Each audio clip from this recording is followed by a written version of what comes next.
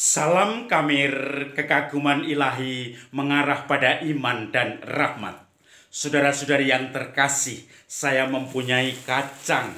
Kacang ini sudah digongso, digoreng, dan kemudian nanti siap dihidangkan. Tetapi bagaimana cara menanam kacang kita belum pernah memahami. Bahkan kadang-kadang kita tidak pernah sama sekali memikirkan kacang itu harus ditanam. Tetapi ternyata kacang itu produk dari pabrik. Nah, ini kesempatan kita belajar. Jika biji kacang ini dibuka, dilempar ke dalam tanah, kemudian akhirnya mendapatkan air pupuk, maka dia akan muncul benihnya, tunasnya, dan tunas itu akan tumbuh. Dan satu pohon itu nanti bisa mempunyai kacang banyak sekali, yang tadinya hanya satu biji kacang, tetapi kemudian isinya itu nanti ketika tumbuh malah berkembang banyak. Dan itulah seperti kacang ini, setiap benih satu ini kemudian akan tumbuh. Karena ini dalam satu kacang bisa ada isinya 3. Nah, ini seperti ini. 3 itu artinya adalah bisa menjadi tunas, 3 tunas, dan kemudian nanti dipanen satu tunasnya bisa berbuah banyak. Saudara-saudari yang terkasih, hari ini juga merupakan pesta Santo Laurentius, seorang diakon yang dibunuh pada zaman Kaisar ketika Roma tahun 258. Beliau ini memberikan dirinya, darahnya untuk anugerah bagi kemartiran gereja. Dan bacaan Injil juga menarik. Jika Yesus mengatakan begitu, jika biji gandum tidak jatuh ke tanah dan mati, dia hanya satu biji saja. Tapi jika mati, maka dia akan berbuah banyak. Maka kamu mengikuti aku, kamu tidak akan kehilangan nyawanya. Dan barang siapa mengikuti aku, di mana aku berada, kamu harus berada. Saudara-saudari yang terkasih, biji gandum yang kemudian jatuh ke tanah dan mati, itu sebetulnya menyimbolkan Yesus sendiri. Dia sebagai biji gandum yang akhirnya mati disalib. Tetapi justru dengan penyaliban, biji gandum yang satu itu disalib justru akan menghidupkan banyak sekali tunas-tunas baru. Manusia-manusia yang diselamatkan dan semangat baru lagi. Istilahnya patah satu tumbuh berganti. Tumbuh 1000 ya. Kemudian akhirnya Yesus menutup dengan bahwa dia selalu pelayan-pelayannya akan berada bersama dia. Dan Bapa akan digembirakan dengan orang-orang yang selalu setia itu.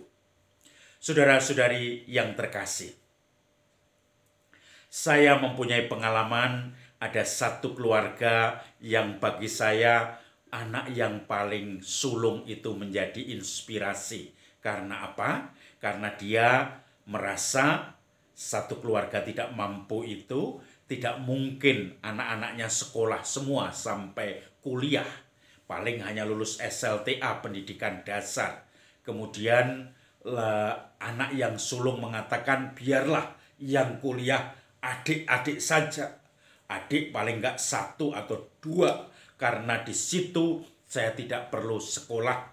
Karena saya ingin adik-adik saya yang sukses. Saya akan bekerja merintis sebagai pekerja serabutan lulus SMA. Nanti saya akan berusaha sendiri. Maka dia pun mulai berusaha sendiri. Dan akhirnya dengan kerja dia bisa dimasukkan dalam UT, Universitas Terbuka. Dia masuk dalam suatu karena dia aktif di OMK, lalu ada seorang guru kepala sekolah negeri yang kemudian memberi rekomendasi kepada orang itu bahwa orang ini sungguh bekerja sambilan atau bekerja di tempatnya sekolahnya dia berada. dan kemudian dia bisa kemudian kuliah di universitas terbuka. Maka dia di UT itu menekuni dengan segala kegembiraan, dengan uang di mana dia bekerja keras, karena juga SPP-nya tidak terlalu mahal, dan juga kuliahnya bisa disambi kepada weekend dan seterusnya.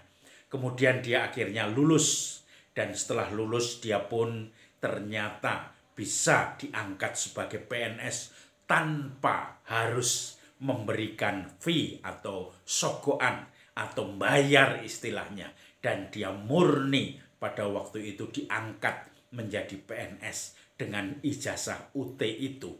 Maka dia pun merasa ini menjadi berkah Tuhan.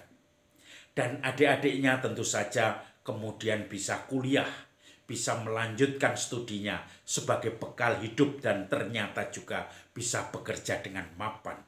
Maka dia berani untuk mati, yaitu tidak mau kuliah karena keterbatasan biaya orang tua dan memberi kesempatan adiknya untuk tumbuh. Dan rupanya dia pun tumbuh. Itu menjadi bentuk bagi dia untuk kemartiran, menjadi bentuk bagi dia untuk pengorbanan, menjadi bentuk bagi dia untuk menjadi biji yang jatuh ke tanah dan mati, tetapi kemudian menghasilkan banyak buah. Saudara-saudari yang terkasih, dalam dunia nyata kita mengenal banyak bentuk-bentuk biji yang jatuh ke tanah dan mati, dan kita pun bisa menghayati itu, mengorbankan diri kita untuk kebahagiaan orang lain, tetapi orang lain kemudian merasakan kebahagiaan itu dan kita pun plong ikut gembira bahwa orang di mana saya berkorban demi dirinya sungguh merasa bahagia. Maka saudara-saudari yang terkasih, mari kita mencoba menghayati biji yang jatuh ke tanah dan mati. Ia tidak tinggal satu biji, tetapi berbuah banyak. Semoga kita semua juga berbuah di dalam kebaikan. Salam Kamir, kekaguman ilahi mengarah pada iman dan rahmat.